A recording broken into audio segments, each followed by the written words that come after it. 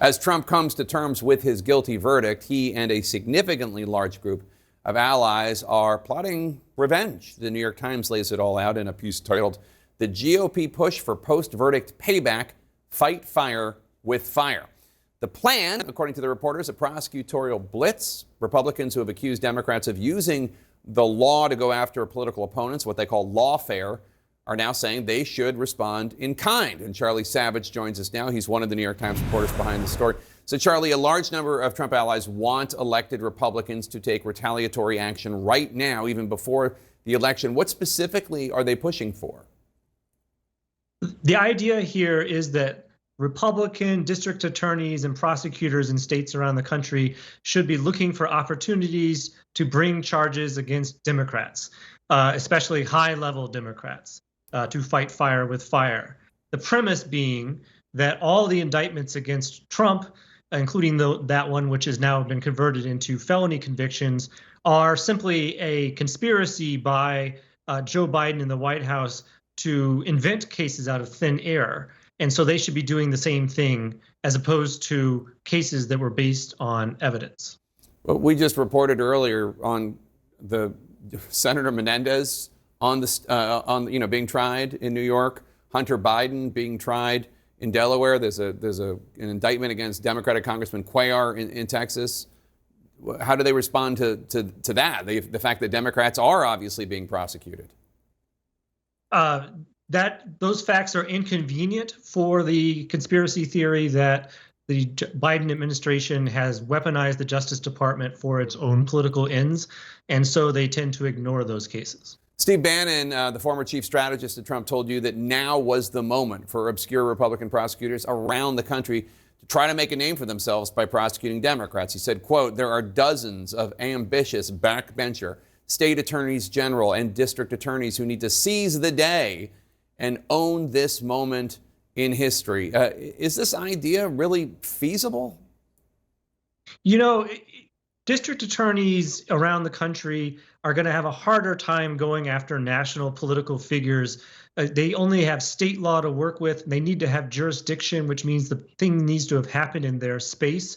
You could see perhaps a very Republican conservative prosecutor in a purple state like Georgia that has U.S. senators who are Democrats trying to find some kind of state tax crime against those senators. But it's not like Joe Biden or Hillary Clinton or Barack Obama is running around, rural Alabama and doing things that then could be a source of a crime. So I think this may be more heat than substance, unless and until Trump is reelected, in which case he gains control of the U.S. Justice Department, and then all bets are off.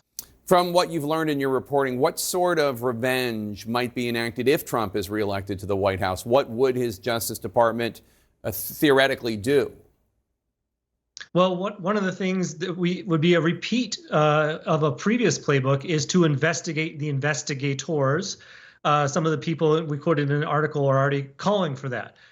Just as the Trump administration and Attorney General Bill Barr created the special counsel John Durham investigation, which spent 4 years trying to find a basis to bring criminal charges against high-level Obama administration officials as revenge for the Russia investigation, but was unable to find enough sufficient evidence to do so. I think they want to go after anyone who had anything to do with the Trump cases.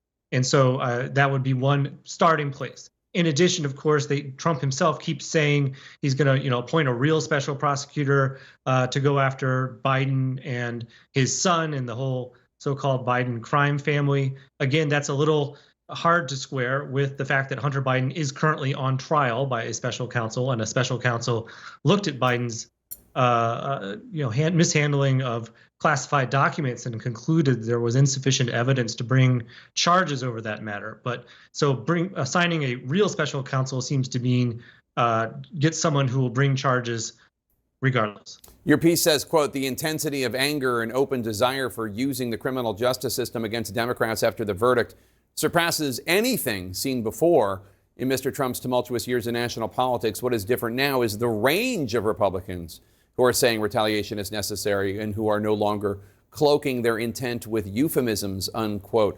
Was there any Republican in particular whose reaction surprised you? Well, you were just talking about Marco Rubio. He put out a tweet about fighting fire with fire. In this context, that can only mean one thing. I think that more broadly, what you're getting at there, what we were getting at there, is it used to be only the most extreme sort of MAGA Republicans who would play with this idea of let's just use our control of the Justice Department to achieve political ends, to go after our adversaries as an end to itself.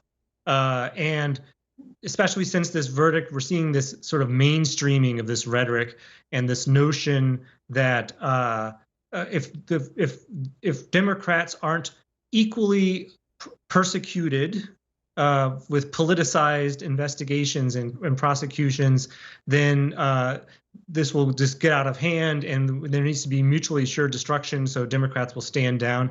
Again, the premise of all of this is the cases against Trump were not based on evidence and fact. They were just, invented for political reasons.